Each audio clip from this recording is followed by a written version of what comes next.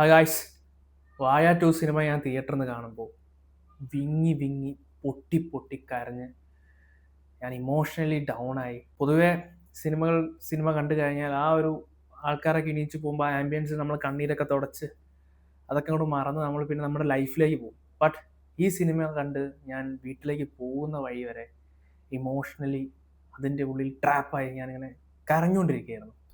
And പറയാതെ വയ്യ, വിപിൻ പുള്ളിയാണ് സിനിമ എഴുതിയത് ആൻഡ് പുള്ളിയാണ് പ്രൊഡ്യൂസ് ചെയ്തത്. Thank you. ഈ സിനിമ എനിക്ക് ഭയങ്കര റിലേറ്റബിൾ ആണ്. അതുകൊണ്ട് തന്നെയാണ് ഞാൻ ഭയങ്കര ഇമോഷണലായിട്ട് ഈ സിനിമേൻ്റെ റിവ്യൂ പറയാൻ പോകുന്നത്.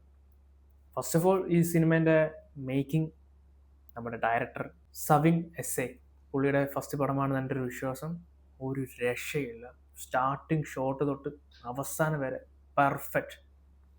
ആൻഡ് ഇതിലെ സിനിമാറ്റോഗ്രാഫി, എഡിറ്റർ, എല്ലാവരുടെ പേരും ഞാൻ എടുത്ത് പറയുന്നില്ല.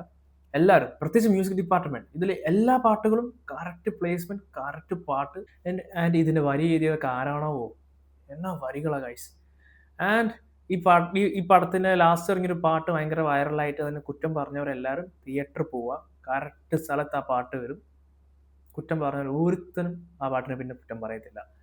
ആൻഡ് സിനിമേന്റെ സ്റ്റാർട്ടിങ്ങിൽ തന്നെ ആഷിറിന്റെ ചൈൽഡ്ഹുഡ് കാണിക്കുന്ന ആർട്ടിസ്റ്റുകളുണ്ട്, ചെറിയ പിള്ളേർ.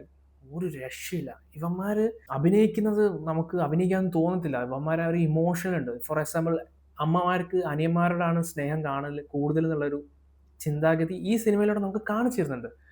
ലിറ്ററലി എല്ലാ പാരൻസിനും അങ്ങനെ ആയിരിക്കില്ല. ബട്ട് ഈ സിനിമേൻ്റെ സ്റ്റാർട്ടിങ് നമ്മൾ ഭയങ്കര ഇമോഷണലി നമുക്കൊരു ഇമ്പാക്റ്റ് തരും. സിനിമ തുടങ്ങി നമ്മുടെ ഫേവറേറ്റ് ആർട്ടിസ്റ്റുകളുടെ ഇൻട്രൊഡക്ഷനൊക്കെ ഒരു രക്ഷയില്ല, അടിപൊളിയാണ്. ആൻഡ് ഈ സിനിമയിൽ നമുക്ക് ഭയങ്കര നൊസ്റ്റാൾജിയ ഫീൽ ചെയ്യും. നമുക്ക് ഒരു ക്രഷ് ഉണ്ടാവും.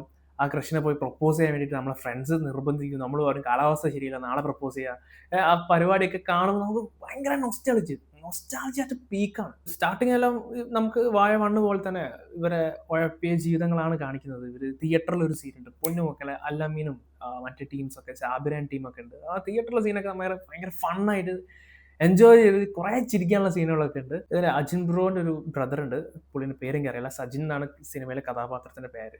ആ പുള്ളിന്റെ ജീവിത സാഹചര്യം കൊണ്ട് പുറത്തുപോയി പണിയെടുക്കുന്നുണ്ട്. പൊന്നുമക്കളെ, പുള്ളിന്റെ ഒക്കെ ഒരു ക്യാരക്ടർ, പുള്ളിന്റെ ഒക്കെ ഒരു അഭിനയം പറയാതിരിക്കാൻ വയ്യ. ആൻഡ് വിജയ് ബാബു ആൻഡ് അജു വർഗീസ്, ഈ രണ്ട് ക്യാരക്ടർ മക്കളെ, ഈ രണ്ട് ക്യാരക്ടർ എങ്ങനെയാണോ ഒരു ടീച്ചർ എന്ന് അജു വർഗീസ് കാണിച്ചതും, എങ്ങനെ ഒരു ടീച്ചർ ആവരുത് എന്ന് നമുക്ക് വിജയ് ബാബുവിന്റെ ക്യാരക്ടർ കാണിച്ചു. നമ്മുടെ സമൂഹത്തിൽ ഇപ്പോഴും നടന്നുകൊണ്ടിരിക്കുന്ന ഒരു വിഷയമാണ്. റെസ്ട്രിക്ഷൻ കൂടുമ്പോൾ കുട്ടികൾ വഴിതെറ്റും, അതുപോലെ റെസ്ട്രിക്ഷൻ കുറയുമ്പോഴും കുട്ടികൾ വഴിതെറ്റും. അതിനൊരു ബാലൻസ് വേണം. ആൻഡ് അത് ഈ സിനിമയിൽ വൃത്തിക്ക് പറയുന്നുണ്ട്. ആൻഡ് അൽഫോൺസ് പുത്രന്റെ ക്യാരക്ടർ വരുമ്പോൾ നമ്മളെ പോളി പരിപാടിയാണ്. ഒരു ഇന്റർവെലിന് ശേഷമാണ് അൽഫോൺസ് പുത്രന്റെ ഒരു മെയിൻ പരിപാടികൾ. അതിൽ പറയുന്ന ഈ എല്ലാ കാര്യങ്ങളും നിങ്ങൾ അറിയേണ്ട കാര്യങ്ങളാണ്, നിങ്ങളത് മനസ്സിലാക്കേണ്ട കാര്യമാണ്. ഇവരെ +2 റിസൾട്ട് വരുന്ന ഒരു സീനുണ്ട്, അതിൽ ഫ്ലെക്സ് അടിക്കുന്ന സീനുണ്ട്. നമ്മളെ എല്ലാവരും ചിരിക്കുമ്പം ഞാൻ ആഷിറിന്റെ ആ ഒരു കഥാപാത്രത്തിന്റെ അവസ്ഥ ആലോചിച്ചിട്ട് എനിക്കിങ്ങനെ സങ്കടമാവാം. പാവം, നമുക്ക് ആ ഒരു ഫ്ലെക്സിന്റെ ഇടയിൽ കൂടെ ആഷിറിനെ കാണിക്കുന്ന ഒരു ഷോട്ട് ഉണ്ട്. മാൻ, ഇവരൊക്കെ എന്നാ നടന്മാരാണ്! അഭിനയ കൊലപതികളായിട്ട് എനിക്ക് ഫീൽ ചെയ്യുന്നു. ഇവരൊക്കെ അജിൻ ആയിക്കോട്ടെ, ആഷിർ ആയിക്കോട്ടെ, ഇതിൽ അഭിനയിച്ചിരിക്കുന്ന എല്ലാവരും പ്രൊഫഷണൽ ആക്ടേഴ്സിനെ പോലെ കിട്ടില്ലൻ. ഒരാളും മോശമല്ല, എല്ലാവരും ഒന്നിനൊന്ന് മെച്ചം. ഞാൻ ഞെട്ടിപ്പോയി. നമ്മൾ റീൽസിൽ കാണുന്ന ആഷിർ ഒന്നല്ല നമ്മൾ സിനിമയിൽ കാണുക. മാൻ, ആഷിറിന്റെ ഒരു മാനറിസം എൻ്റെ മോനെ.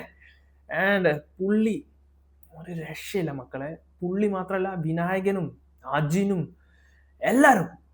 പിള്ളേർക്ക് ഒരു തെറ്റിദ്ധാരണയാണ്, ഇവന്മാരെങ്ങനെങ്കിലും രക്ഷപ്പെട്ട് പുറത്തു പോകണമെന്ന് വിചാരിക്കുന്നു.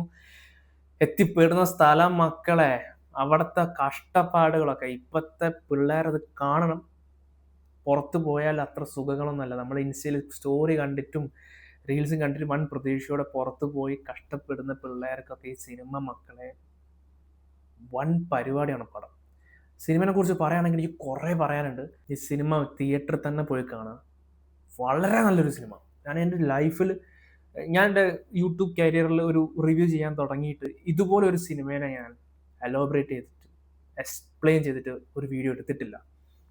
ഞാൻ പറഞ്ഞല്ലോ, നല്ല സിനിമ, തിയേറ്ററിൽ പോയി കാണുക. സിനിമ കണ്ട് കണ്ണ് നിറഞ്ഞു പോകും. ഇതിൽ ഫാദർ സൺ ബന്ധം, അനിയനും ചേട്ടനും തമ്മിലുള്ള ബന്ധം, എല്ലാം വാഴ 1 അച്ഛനും മോനും ബന്ധം മാത്രമല്ലേ കാണിക്കുള്ളൂ. ഇതിൽ ഈ എല്ലാവരുടെ ബന്ധവും എല്ലാ നമ്മുടെ സൊസൈറ്റീനെ ഇമ്പോർട്ടൻ്റ് ആയിട്ട് കാണിക്കുന്ന ഒരു പടമാണ്. നിങ്ങളിത് തിയേറ്ററിൽ പോയി കാണാൻ. നിങ്ങൾക്ക് ഈ സിനിമ കണ്ടിട്ട് നിങ്ങളുടെ വിലയേറിയ അഭിപ്രായം താഴെ കമന്റ് ചെയ്യുക. ഇതുപോലത്തെ വീഡിയോസ് കാണാൻ എന്നെ ഫോളോ ചെയ്യുക. അടുത്ത വീഡിയോ കാണുന്നത് എല്ലാവർക്കും ബൈ.